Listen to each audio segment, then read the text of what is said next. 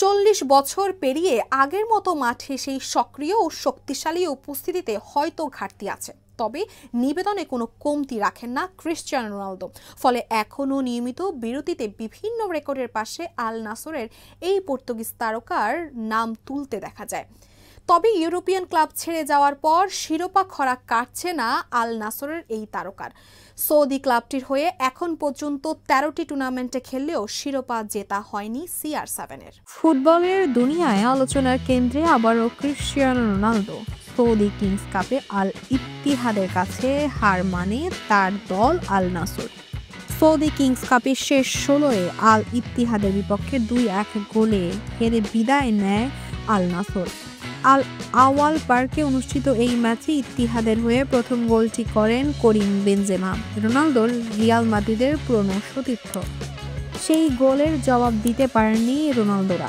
দ্বিতীয়ার্ধে একসময় 10 জনে নেমে আসে ইত্তিহাদ, কিন্তু সুযোগ কাজে লাগাতে ব্যর্থ হয় আল নাসর।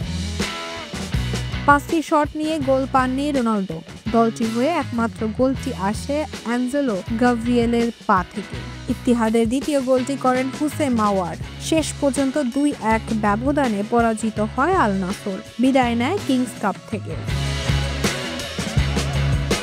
2023 সালের জানুয়ারিতে আল নাসরে যোগ দেওয়ার পর থেকে রোনালদো খেলেছেন 13টি অফিসিয়াল টুর্নামেন্ট, কিন্তু এখন পর্যন্ত কোনো শিরোপা আনতে পারেনি ক্লাবের ঝুলিতে। 3 বার ফাইনালে উঠেও হেরেছেন আল নাসর। তবে ব্যক্তিগত পারফরমেন্সে দারুণ ধারাবাহিক রোনালদো। এখন পর্যন্ত 120টি ম্যাচে করেছেন 106টি গোল। চলতি মৌসুমে আল নাসর সৌদি প্রো লিগের তালিকার শীর্ষে, 6 ম্যাচে 18 পয়েন্ট নিয়ে। লিগে এখন পর্যন্ত রোনালদোর গোল 6টির সঙ্গে 1টি অ্যাসিস্ট। সব প্রতিযোগিতা মিলিয়ে এই মৌসুমে 9 ম্যাচে তার গোল সংখ্যা 7। কিংস কাপ থেকে বিদায়ের পর আশাবাদী রোনালদো ম্যাচ শেষে নিজের এক্স হ্যান্ডেলে লিখেন, "we stand strong together, learn and move forward."